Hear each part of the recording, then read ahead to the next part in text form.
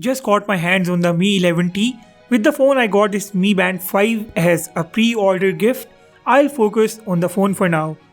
If you are watching my channel for the very first time, it would be massively appreciated if you can subscribe and hit the like button if you find this video useful at some point. Phone's front mentions its name and 108 megapixels camera on the top.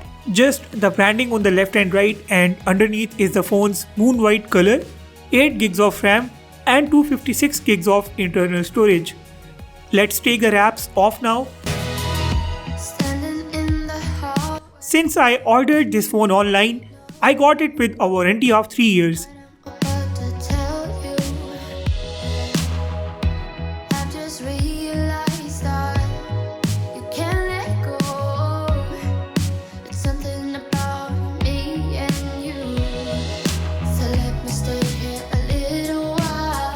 Now here on the top we have this sleeve. There's a SIM tool inside this one, some documentation and a silicone case. Underneath this we have the phone.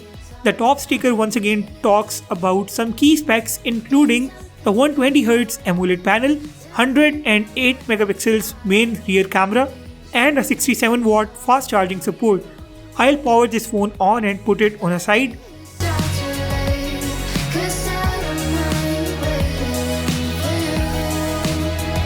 Right here we have a 67 watt fast charging brick. It's really good to see such powerful bricks in the boxes of the mid-range devices. And right here we have this USB-C cable. Let's take the wraps off from the phone.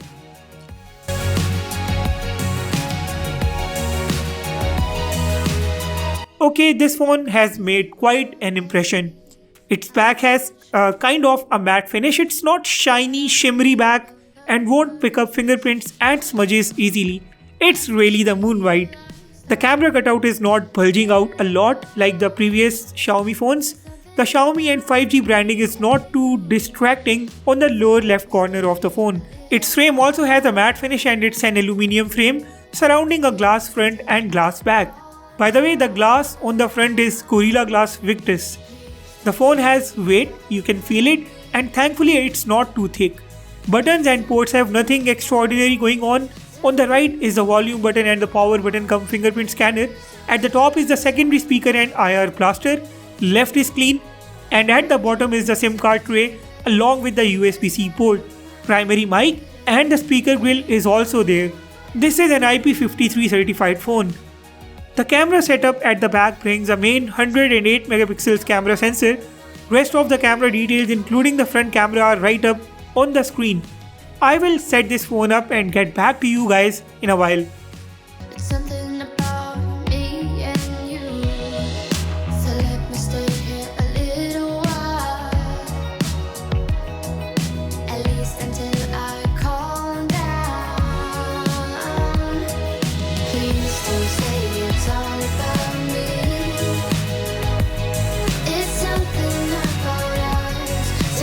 The phone runs on the MIUI 12.5.1 out of the box and it looks like an update is already available.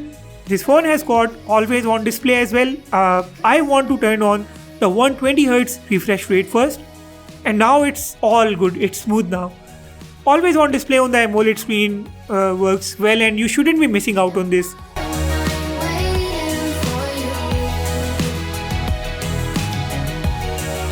This phone is powered by the MediaTek Dimensity 1200 chipset, a 5G chip crafted through a 6nm fabrication process. The RAM, as I mentioned, is of 8GB.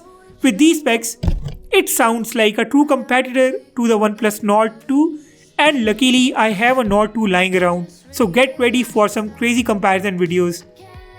The 6.67 inches display is huge, but bezel and bottom chin on this phone are quite notable. Touch responsiveness is also pretty good.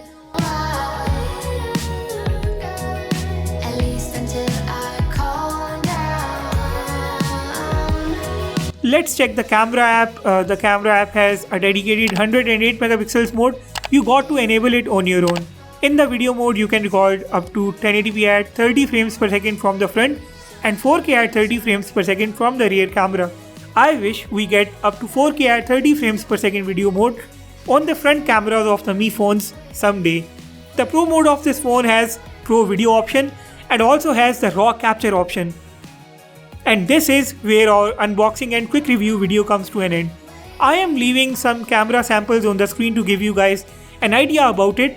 I'll be leaving for a trip up north tonight to capture some really amazing camera reviews and comparisons of the Mi 11T, OnePlus Nord 2 and the Samsung A52s. So make sure to subscribe to not to miss any of my upcoming videos. Like this video if you found it useful. With that being said, I will sign off and see you all in the next one.